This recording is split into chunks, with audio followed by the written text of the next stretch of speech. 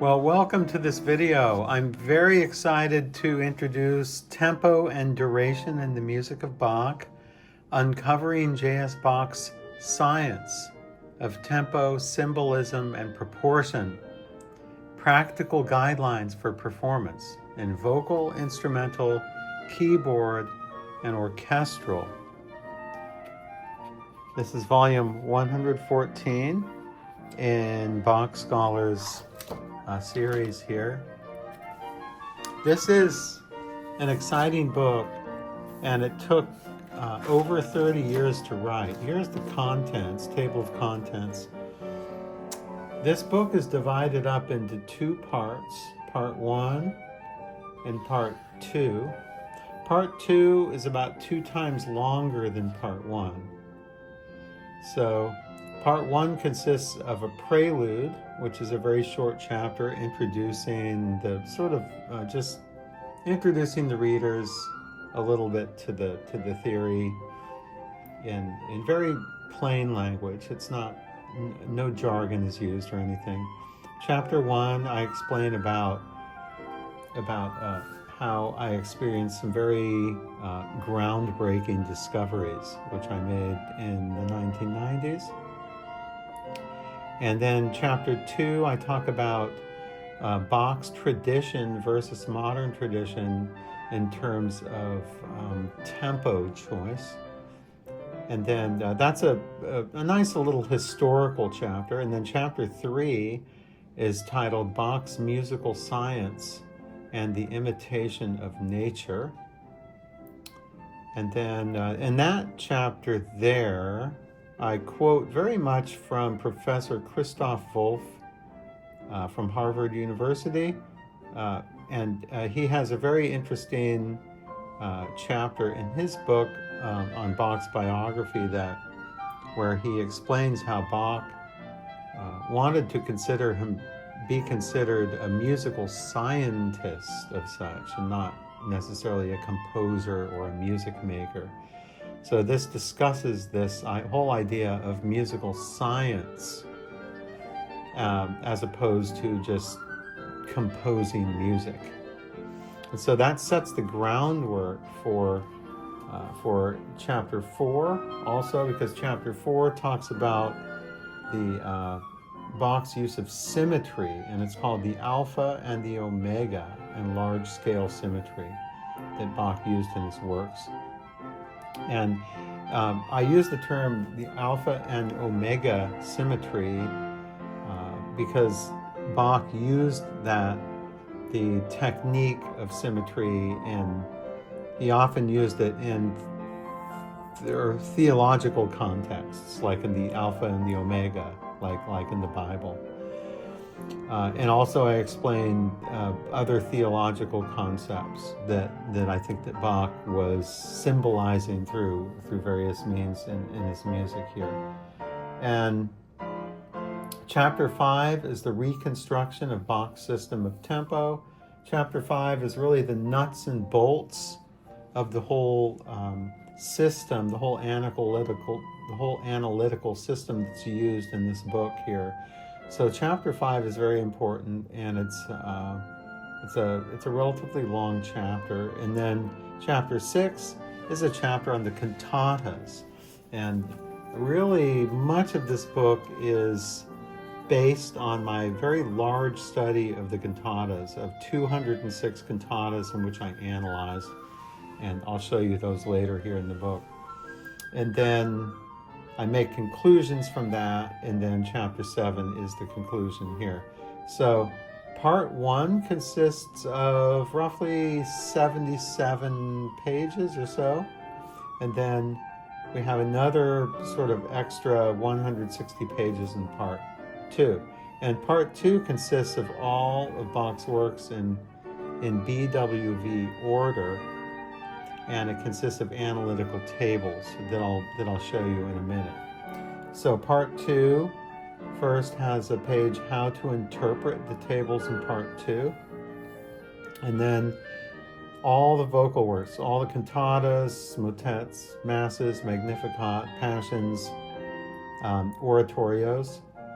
And then organ works, So we have the trio sonatas, preludes and fugues, and other works for organs, orgel Buchlein, Schubler chorales, grade 18 chorales, and Klavierübung 3. There might be some other organ works, but these are the main ones. And then keyboard works here. These are mostly like harpsichord works. Inventions and Sinfonias, English suites, French suites, partitas, Klavierübung 2, Well-Tempered Clavier, both books, miscellaneous keyboard works, toccatas, and Goldberg variations. Once again, I'm reminding you that this is all in BWV order here. So then after the keyboard works, we get to the instrumental works. So we have works for lute, sonata and partitas for violin, cello suites, sonatas for violin and harpsichord, sonatas for viola da gamba and harpsichord, partita and sonatas for flute, Brandenburg concertos, harpsichord concertos, orchestral suites, and last but not least, the art of fugue. And so the part 2 is very long. So here's about the author. Here's my foreword. And I have a little poem here that I wrote, kind of a humorous little poem. And then part 1 begins here. This is the little prelude chapter, and then it goes on. And you know what I like about part 1 is it has a lot of nice musical examples here. Like I explained the discovery of a new motif called the SDG motif that Bach used in his music. And I show musical examples here. Also, I show one of Bach's musical diagrams here. And then I show another motif that Bach used here with musical examples. Some more musical examples here. And also in this chapter, this is a very personal chapter for me because I talk mainly about my epiphany that I had in 1992. I call it my tempo epiphany, which was, I don't know, it just gave some spirit, I don't know what it was, some spirit gave me the power to unlock or unleash Bach's secrets. I know it sounds silly, but it's true. That really happened. So I explain how my epiphany happened. And then here's chapter 2, Bach's tradition versus the modern tradition, where I talk about tempo in history. And here is Bach's musical science and the imitation of nature.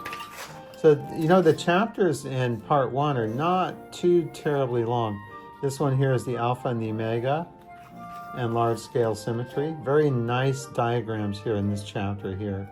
It shows Bach's technique of symmetry that he used in his music. And all of this is very relevant to his choice of tempos too, as I discuss in here. And there's even some number symbolism mixed up in here too. So Bach loved numbers, and he loved little puzzles and number symbolism references.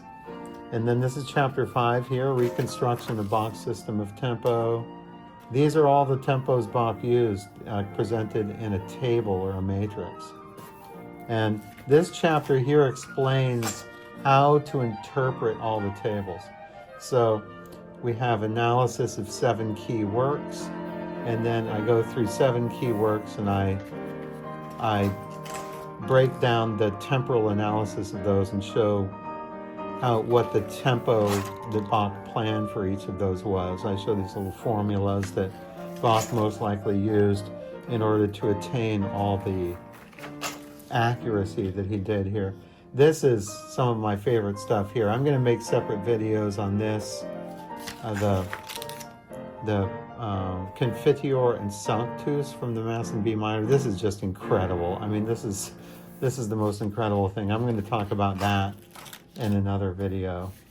But so I'm thumbing through here, Bach, musical architect and theologian, and then we got some tables here, and then this is a whole chapter on the cantatas that I wrote here.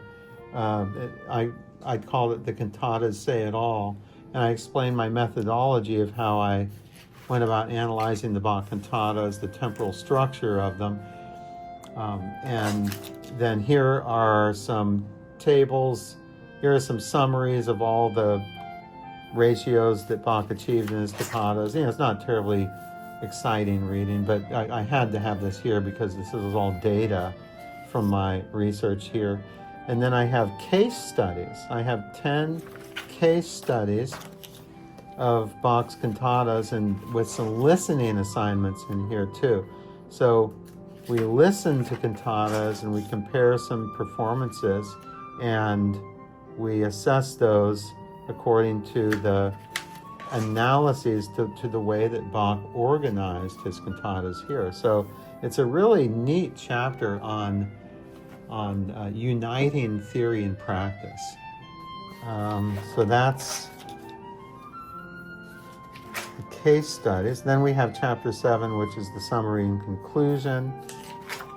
And then here we have Bach's system of tempo as demonstrated in the cantatas. And then we have Bach's tempo hierarchy here. And then Bach's dance tempos, and we have duple meters and triple meters and so forth. And I talk about Bach's dance styles and so forth. And then I have a really interesting section here, Bach's most abused works. So I had to throw this in here. I chose 10 works that are abused, either performed way too fast or way too slow by most performers. And so I chose 10 works that I believe in all areas, vocal works, keyboard works, organ works, string works. So I chose 10 that I believed were the most abused works. So it was a fun kind of thing for me to write. And that's the end of part 1. Then part 2 is the analysis of Bach's works. And then you can see here that's a big, thick, it's this thick right here. It's 160 pages of analyses of Bach's works here. Here's the cantatas. It's in BWV order. See, so we're going to skip. Now we're in cantata 130. I'm going to go over here, cantata 172. We're in the Passions here.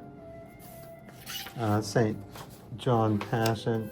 Oh, here's where the organ works begin. It begins with the trio sonatas for organ, preludes and fugues and other works for organ.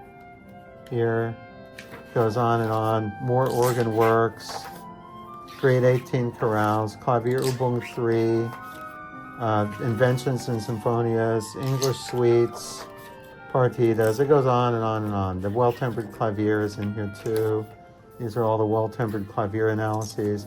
Goldberg variations.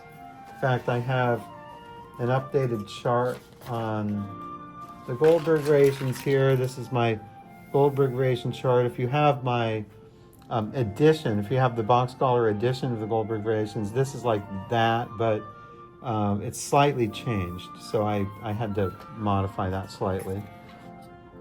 And then here is a summary of the Goldberg variations, how Bach organized the Goldberg variations and the tempo relationships. And then here's instrumental works, like works for lute, sonatas and partitas for violin, 6 cello suites, sonatas for violin and harpsichord, partita and sonatas for flute, sonatas for viola da gamba and harpsichord concertos, orchestral suites, and last but not least, one of my favorite chapters of all, one that I really put a lot of time into, is the art of fugue.